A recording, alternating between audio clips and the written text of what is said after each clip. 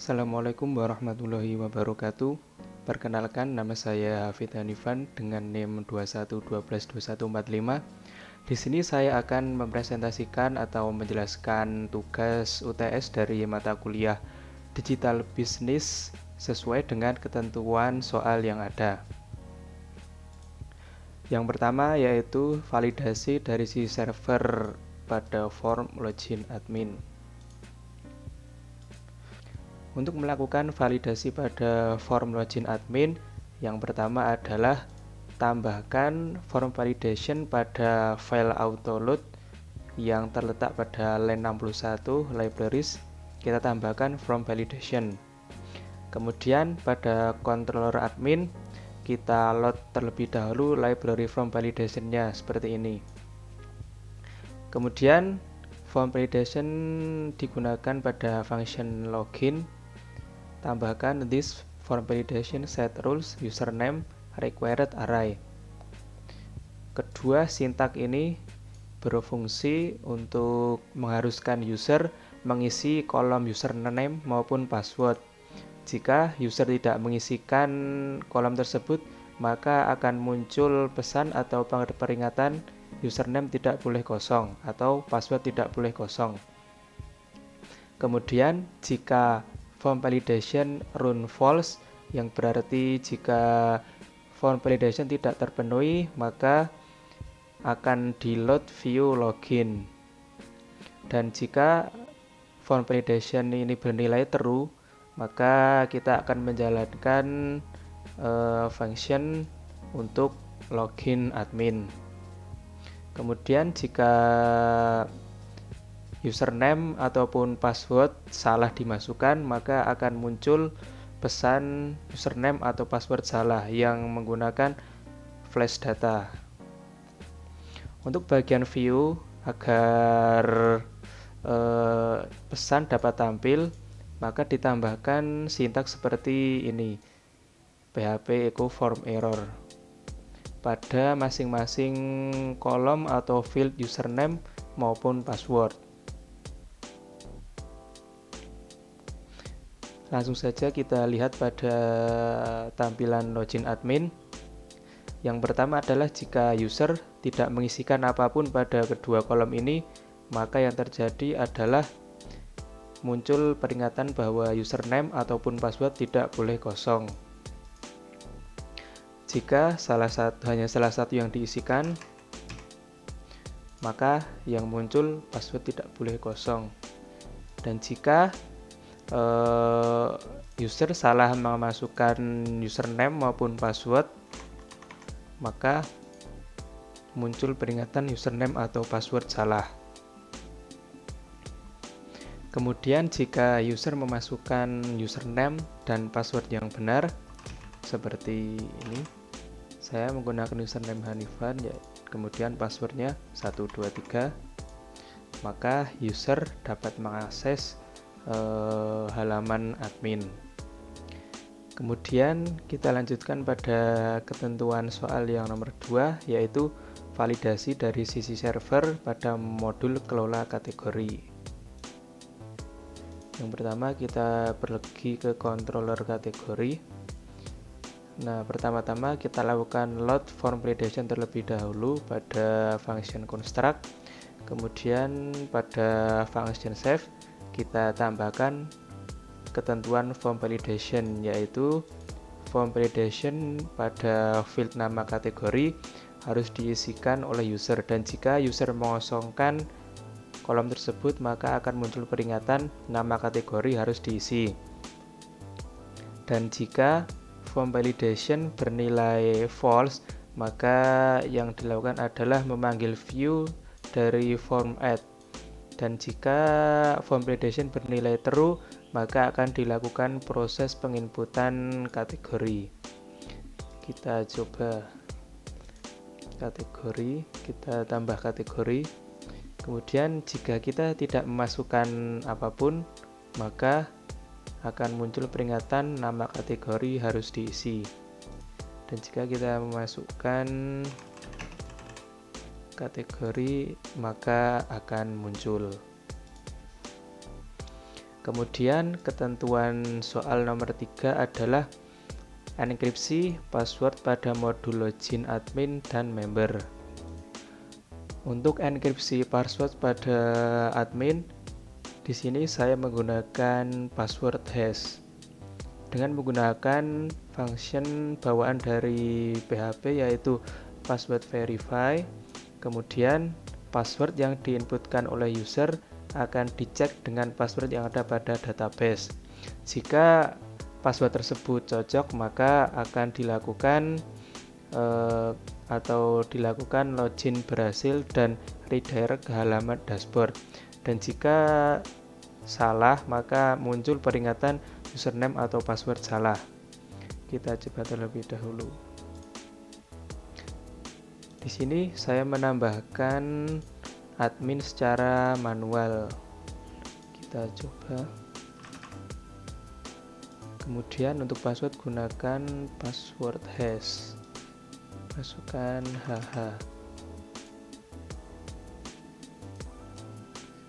Di sini username dan password yang baru saja saya masukkan akan langsung terenkripsi. Kemudian kita coba untuk login. Kita masukkan. Nah, login berhasil. Kemudian enkripsi password pada modul member. Untuk enkripsi pada bagian member, saya menggunakan MD5. Di sini proses enkripsi dimulai pada saat user melakukan registrasi atau membuat akun pada website toko kita. Di sini saya menambahkan MD5 supaya saat user memasukkan password akan otomatis terenkripsi pada database.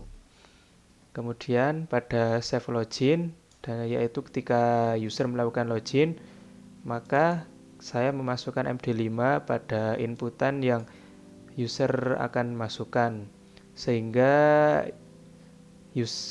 password yang user masukkan dan yang database nanti saat dicocokkan itu bisa sama. Kita coba. Kita coba register terlebih dahulu dengan nama Hafid, email Hafid Hanifan 123, username Hafid, password 123, alamat Joncat. Kemudian kita kirim. Nah, sebelum login kita cek terlebih dahulu pada database, pada table member. Nah, maka password yang tadi sudah saya inputkan akan otomatis terenkripsi. Kemudian kita coba untuk login.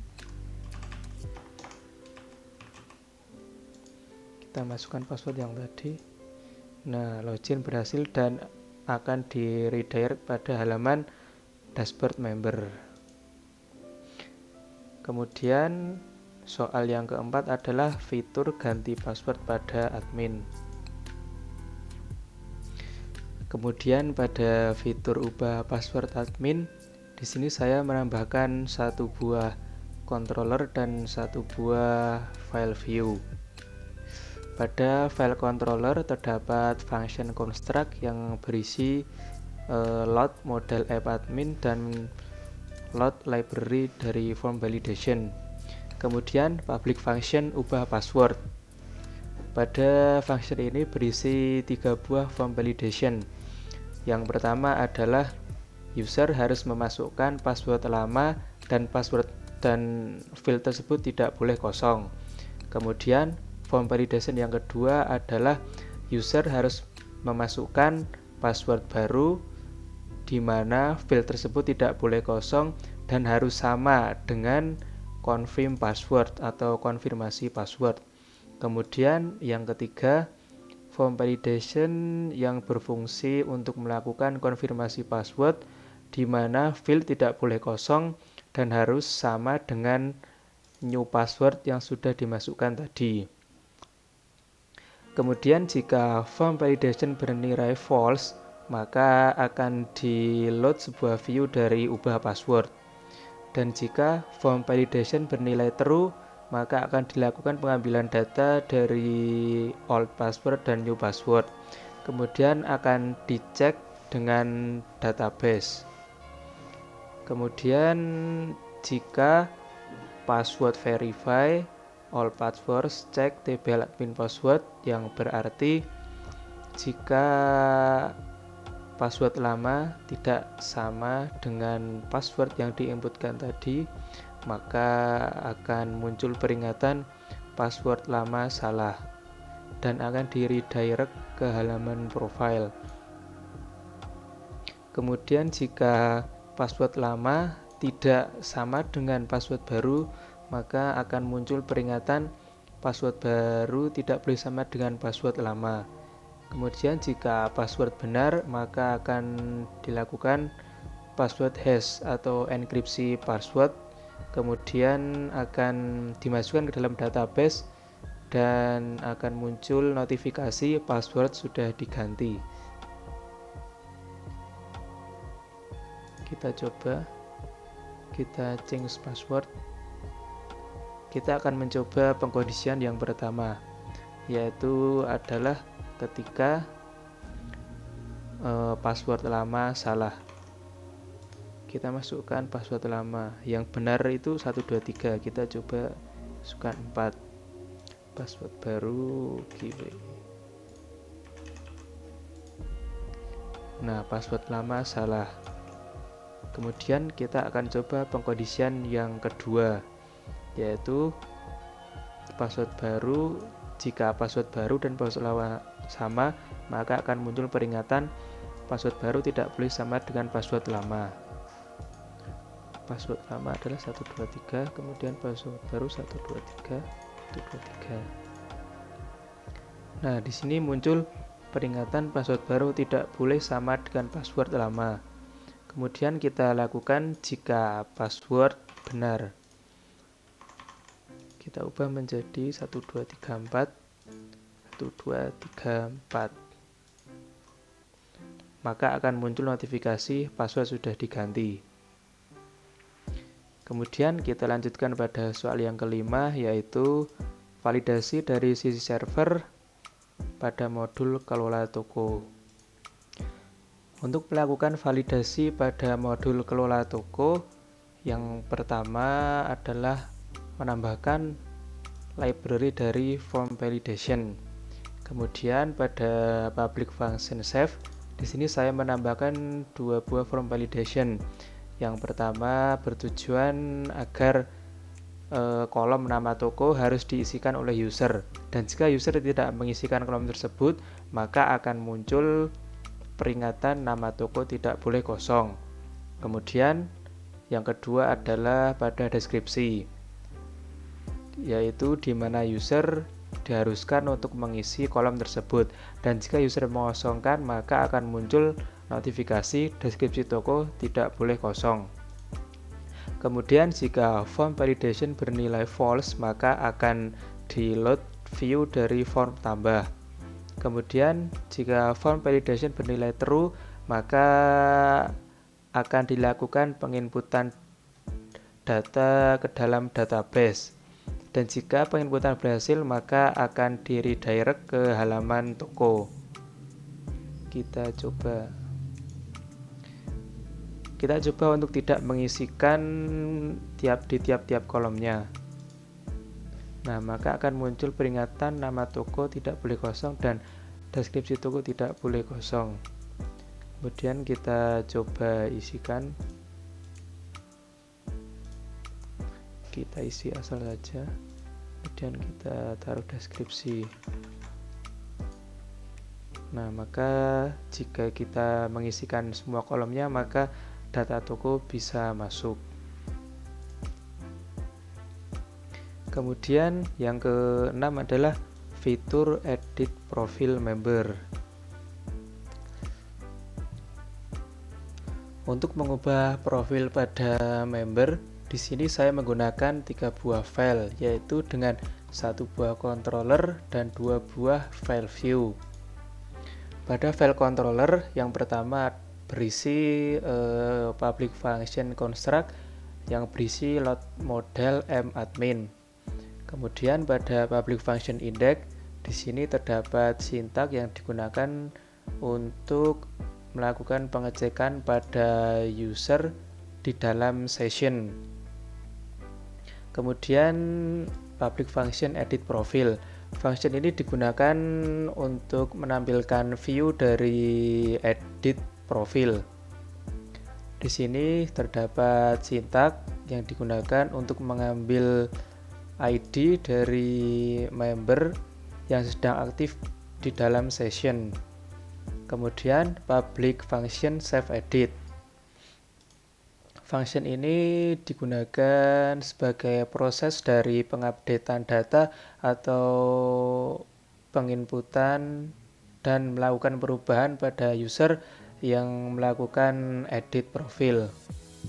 Kemudian pada file view tampil, halaman ini digunakan untuk menampilkan detail dari akun member. Di sini terdapat username, nama, email, alamat, dan juga telepon yang masing-masing mengambil dari database.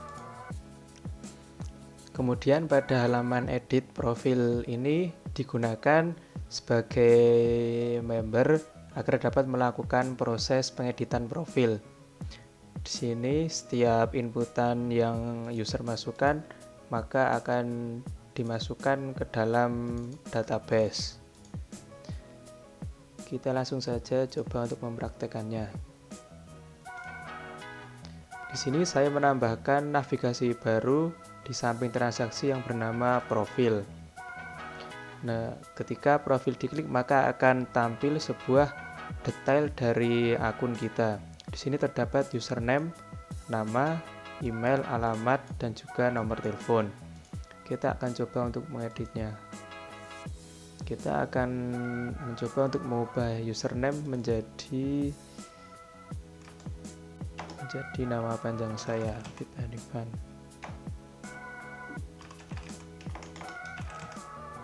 Kemudian namanya kita ubah menjadi Hafid saja. Untuk email kita coba ubah menjadi